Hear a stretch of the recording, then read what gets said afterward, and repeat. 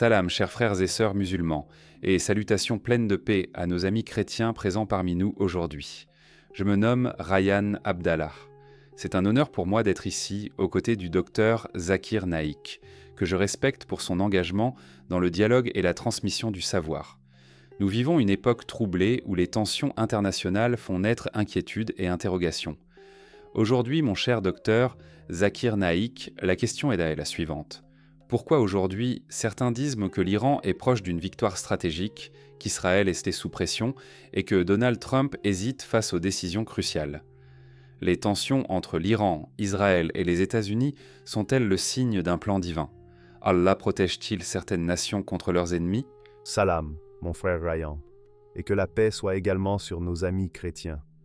Je te remercie pour cette question sincère et importante. Lorsque nous parlons de tensions entre des nations comme l'Iran, Israël et les États-Unis, nous parlons de réalités politiques, militaires et diplomatiques complexes. L'islam nous enseigne avant tout que tout ce qui se produit dans l'univers se produit par la volonté d'Allah. Le Saint-Coran déclare dans la sourate Al-Imran, verset 26, dit « Ô Allah, maître de l'autorité, tu donnes le pouvoir à qui tu veux et tu arraches le pouvoir à qui tu veux. » Ce verset établit un principe fondamental. Le pouvoir, la domination, la montée et la chute des nations ne sont pas indépendantes de la sagesse divine. Cependant, comprendre qu'Allah est le maître du destin ne signifie pas que chaque conflit particulier doit être interprété de manière simpliste comme une approbation automatique d'un camp contre un autre. Le Coran nous enseigne aussi que la vie est une épreuve.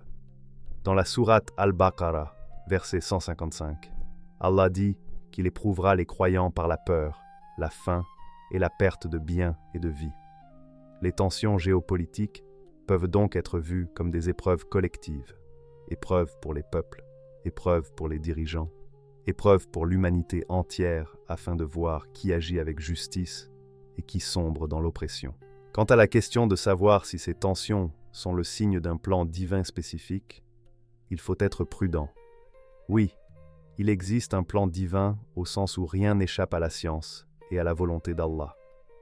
Mais cela ne signifie pas que nous puissions affirmer connaître les détails de ce plan. Le Coran nous rappelle dans la sourate Luqman, verset 34, que nul ne connaît l'invisible en dehors d'Allah. Nous ne devons pas prétendre lire dans les événements mondiaux comme si nous avions accès aux décrets exacts d'Allah.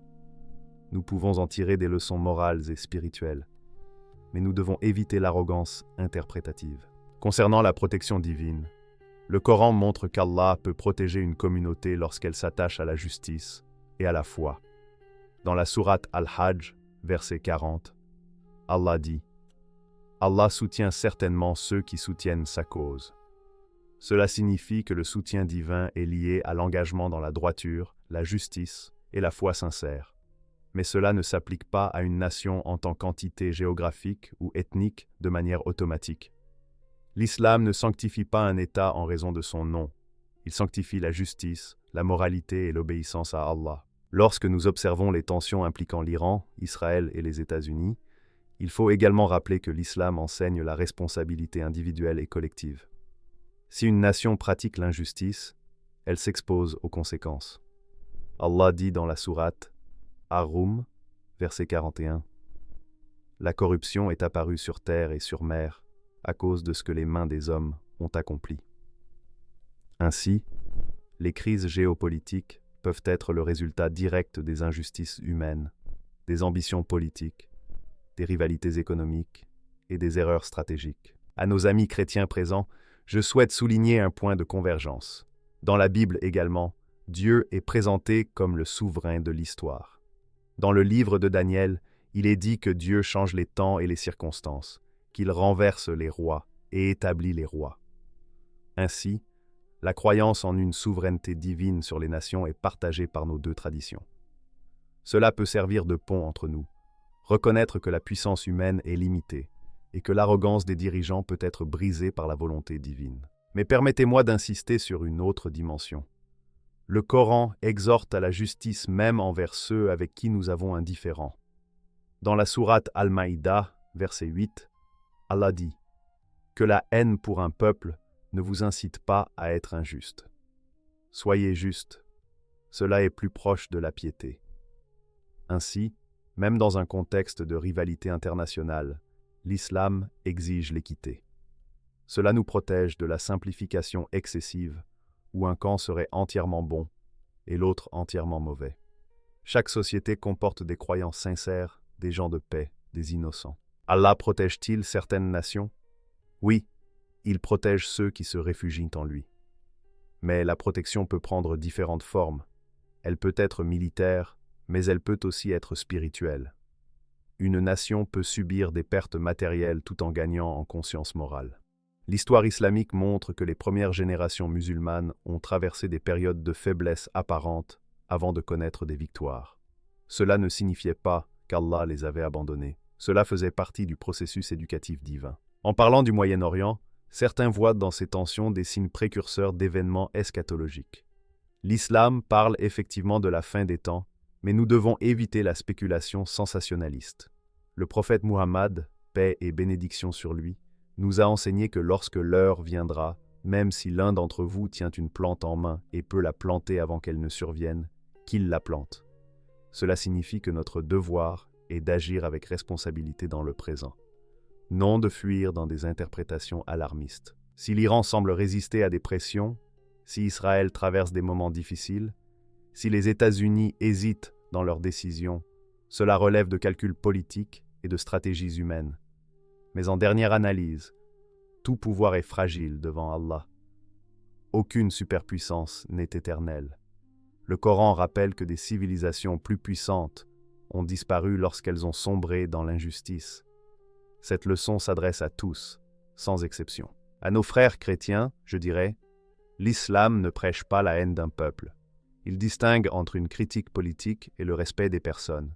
Le Coran appelle les gens du livre au dialogue sur une parole commune, n'adorer qu'Allah sans lui associer quoi que ce soit. Cela montre que même au milieu des tensions, le message islamique est un message de rappel spirituel. La véritable question pour nous, croyants, n'est pas de savoir qui gagnera un bras de fer géopolitique, mais comment nous, individuellement, répondons aux épreuves.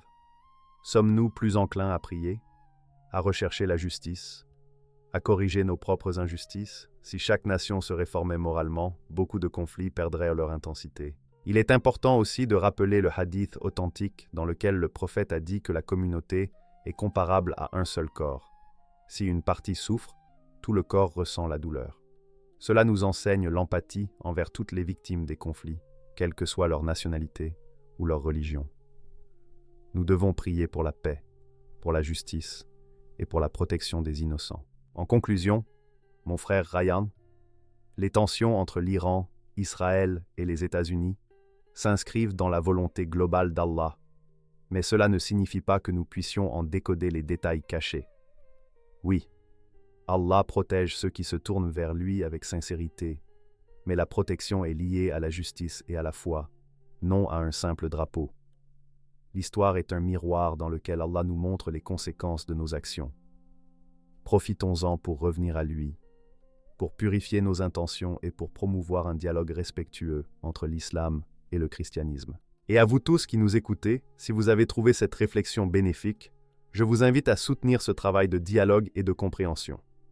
Abonnez-vous à cette chaîne, aimez, partagez et commentez Allah Akbar, afin que le message de réflexion et de paix puisse toucher davantage de cœurs. Qu'Allah nous guide, qu'il nous protège des excès, et qu'il fasse de nous des artisans de justice et de miséricorde. Amin. Lorsque nous analysons ces tensions internationales à la lumière du Coran et de la Sunna, nous devons approfondir une dimension essentielle que beaucoup négligent. La notion de Sunnat Allah, c'est-à-dire les lois constantes qu'Allah a établies dans l'histoire des peuples. Le Coran affirme à plusieurs reprises que vous ne trouverez aucun changement dans la manière d'agir d'Allah. Cela signifie que la montée et la chute des civilisations suivent des principes moraux, pas simplement des stratégies militaires. Allah dit dans la sourate Al-Anfal, verset 53, « Allah ne modifie pas un bienfait qu'il a accordé à un peuple tant qu'il ne change pas ce qui est en eux-mêmes. » Ce verset est fondamental. Il nous enseigne que la protection divine n'est pas magique ni automatique. Elle dépend de l'état intérieur d'un peuple. Si une nation obtient puissance, stabilité et influence, ce sont des bienfaits. Mais si cette nation glisse vers l'injustice, l'arrogance, l'oppression ou l'immoralité, ces bienfaits peuvent être retirés. Dans le contexte actuel où certains se demandent si l'Iran est proche d'une victoire stratégique, si Israël subit une pression croissante ou si les États-Unis hésitent dans leurs décisions, nous devons comprendre que le Coran ne nous appelle pas à applaudir aveuglément une victoire géopolitique. Il nous appelle à examiner la justice. L'islam ne définit pas la réussite par la domination terrestre seule. La véritable réussite est celle qui s'inscrit dans l'agrément d'Allah. Le prophète Muhammad, paix et bénédiction sur lui, a connu des périodes où les musulmans semblaient en position de faiblesse extrême. À la Mecque, les croyants étaient minoritaires, persécutés, humiliés. Pourtant, dans cette faiblesse apparente, Allah préparait un changement profond. La victoire ne vient pas toujours immédiatement et elle ne prend pas toujours la forme attendue. Allah teste la patience, la sincérité et la constance. De la même manière, lorsqu'une puissance semble irrésistible, cela ne garantit pas sa permanence. L'histoire islamique nous montre que des empires apparemment indestructibles ont disparu. Les peuples de Had et de Thamoud étaient puissants, mais ils ont été détruits en raison de leur arrogance et de leur injustice. Le Coran ne raconte pas ces histoires comme des récits lointains, mais comme des avertissements pour toutes les générations. Certaines personnes interprètent chaque tension militaire comme un signe clair de l'imminence d'un grand événement eschatologique. Oui, l'islam parle de la fin des temps. Il y aura des conflits, des troubles, des bouleversements. Mais le prophète nous a également appris à ne pas spéculer de manière irresponsable. Il a dit que beaucoup parleront sans connaissance. Notre responsabilité est d'agir avec sagesse et de revenir aux principes. Regardons maintenant la question sous un angle éthique. Si une nation est opprimée, l'islam soutient le droit à la défense.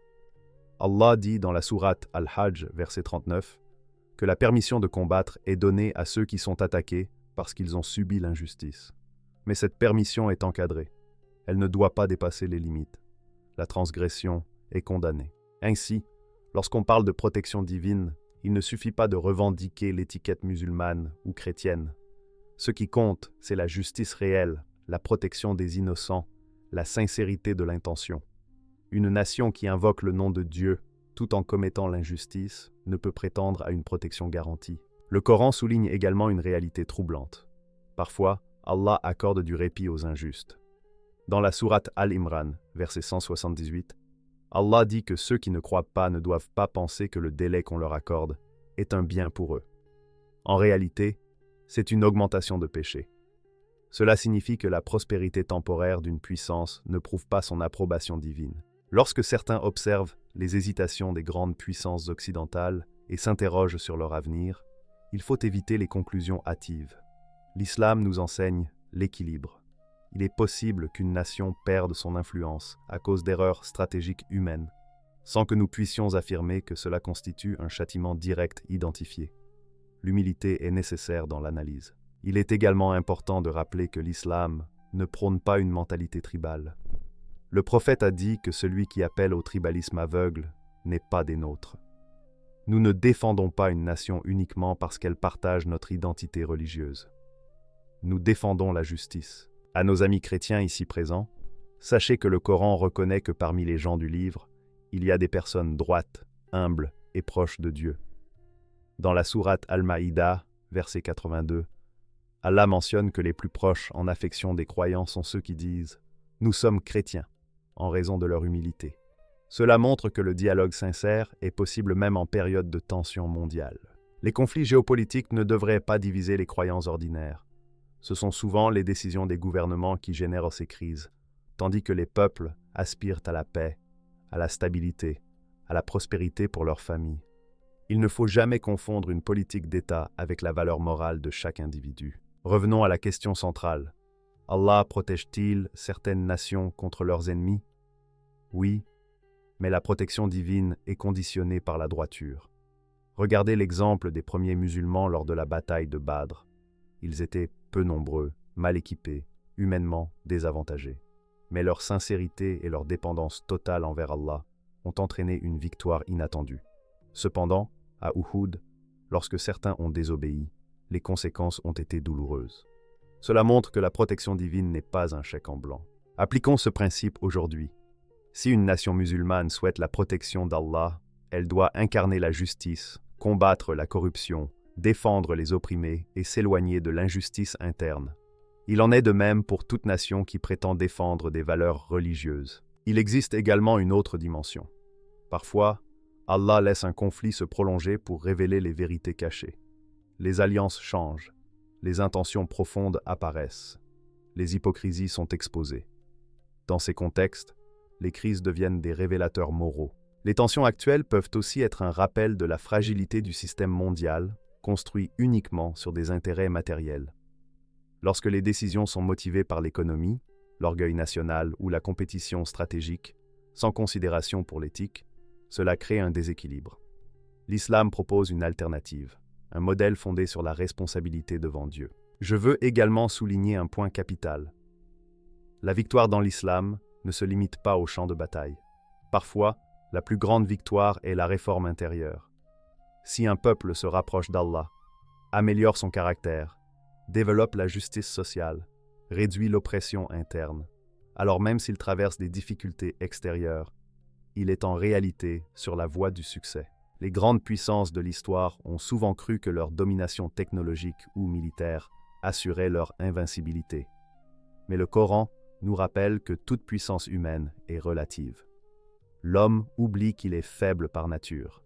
Cette amnésie morale précède souvent la chute. Je rappelle aussi que le prophète a dit « Cette communauté ne se rassemblera pas sur l'égarement ». Cela signifie que la guidance demeure tant qu'il existe des croyants sincères qui rappellent la vérité.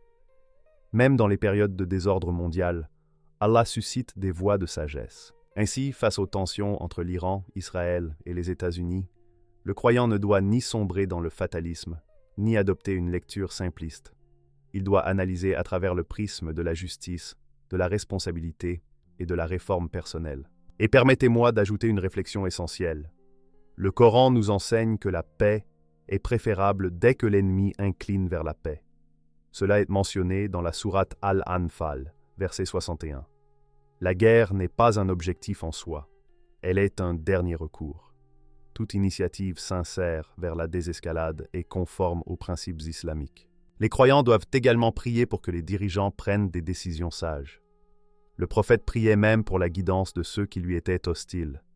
Il comprenait que la transformation d'un cœur peut changer le destin d'un peuple. Ne transformons pas les tensions internationales en un spectacle émotionnel. Transformons-les en opportunité de rappeler les principes divins. Justice, patience, responsabilité, réforme, humilité devant le Créateur. La question n'est pas simplement « qui sera victorieux ?» La question est « qui sera juste ?» Qui sera sincère? Qui respectera les limites établies par Dieu?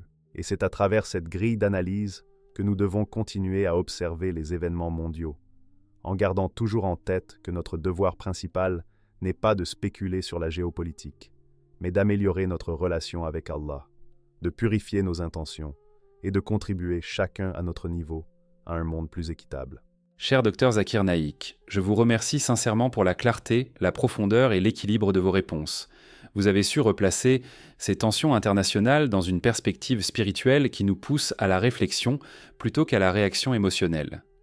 J'ai particulièrement retenu votre rappel sur la justice et la responsabilité morale des nations, ainsi que sur l'importance de réformer ce qui est en nous avant d'attendre un changement extérieur. Vos explications à la lumière du Coran et de la Sunna nous aident à éviter les jugements hâtifs et à garder une vision plus élevée des événements. Qu'Allah te bénisse, cher professeur Dr Zakir Naik. Mon frère Ryan, qu'Allah te récompense pour ta sincérité et pour la qualité de ta question. Je te remercie de m'avoir écouté avec attention et respect. Je remercie également tous nos frères et sœurs musulmans, ainsi que nos amis chrétiens présents parmi nous, pour leur écoute attentive et leur ouverture d'esprit. Si vous avez trouvé cette discussion bénéfique et enrichissante, je vous encourage à vous abonner à Paix du Messager, à aimer et à partager cette vidéo, afin que ce dialogue respectueux et fondé sur la connaissance puisse toucher davantage de cœurs. N'hésitez pas également à participer dans les commentaires en posant vos questions concernant le script ou les thèmes abordés, car la recherche de la vérité progresse par l'échange sincère et réfléchi. Qu'Allah nous guide tous vers ce qui est juste et nous accorde la sagesse dans nos paroles et nos actions.